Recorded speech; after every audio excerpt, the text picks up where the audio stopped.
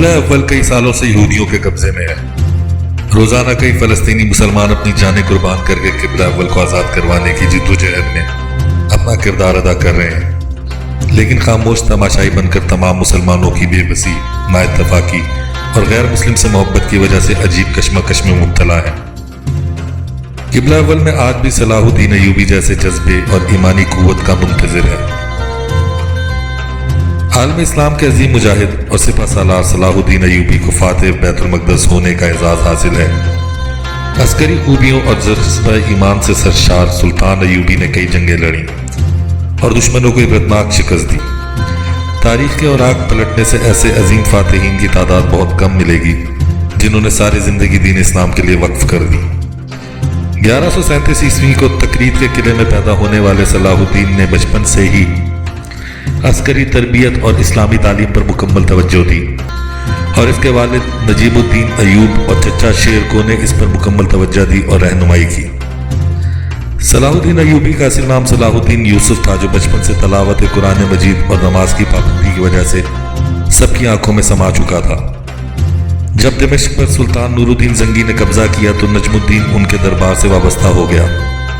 صلاح الدین ایوبی کی عمر اس وقت صرف 13 سال تھی۔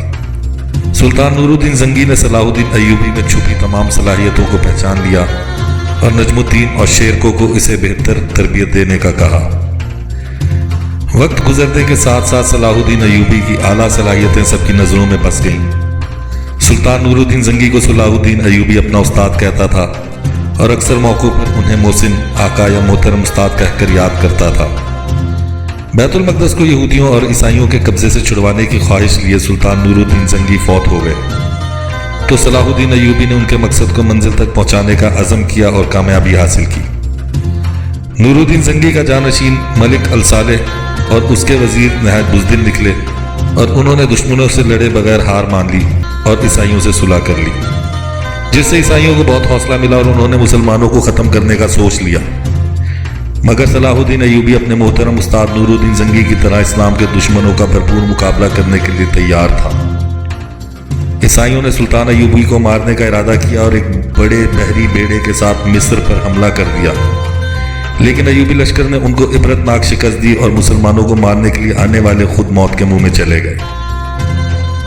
سلطان صلاح الدین ایوبی نے 1176 عیسوی سے 1188 عیسوی تک تمام مسلمانوں میں اپنے اختلافات بھول کر اتحاد پیدا کرنے میں تمام کوششیں کر لیں، لیکن کچھ زیادہ کامیابی نہ ملی، جس کی وجہ یہ تھی کہ مسلمانوں میں موجود چند لوگ دشمنوں سے ملے ہوئے تھے۔ انہوں نے سلطان صلاح الدین ایوبی کی تمام کوششوں کے سامنے رکاوٹیں کھڑی کرنے میں کوئی موقع نہ جانے دیا، لیکن سلطان ایوبی بیت المقدس کی فتح کو دیکھنے کے لیے بے چین تھا۔ وہ جلد از جلد قبلہ اول مسجد اقصیٰ کو عیسائی صلیبی شر پسندوں سے آزاد کروانا چاہتا تھا۔ پھر وہ وقت بھی آ گیا جب کئی سال بعد قبلہ اول مسلمانوں کے قبضے میں آ گیا۔ یہ 27 رجب کا دن تھا جب مسلمانوں نے معراج النبی صلی اللہ علیہ وآلہ وسلم کے دن کو یاد کرتے ہوئے قبلہ اول پر اسلامی پرچم لہرایا تو عیسائی قوم میں افراتفری پھیل گئی اور انہوں نے مل کر تیسری صلیبی جنگ کی تیاری شروع کر دی۔ پادریوں نے یورپ کے دورے کیے اور تمام عیسائیوں کو مسلمانوں کے خلاف خوب بھڑکایا۔ جب ایوبی لشکر اور صلیبی لشکر کا سامنا ہوا تو فتح مسلمانوں کو ملی۔ اس جنگ میں گستاخ رسول صلی اللہ علیہ وآلہ وسلم ریجنالڈ بھی مارا گیا، جس کی ہلاکت کے بعد سلطان ایوبی کے بے قرار دل کو چین مل گیا۔ صلیبی لشکر نے بیت المقدس پر دوبارہ قبضہ کرنے کی ہر ممکن کوشش کی، لیکن ہر بار ناکامی ہوئی۔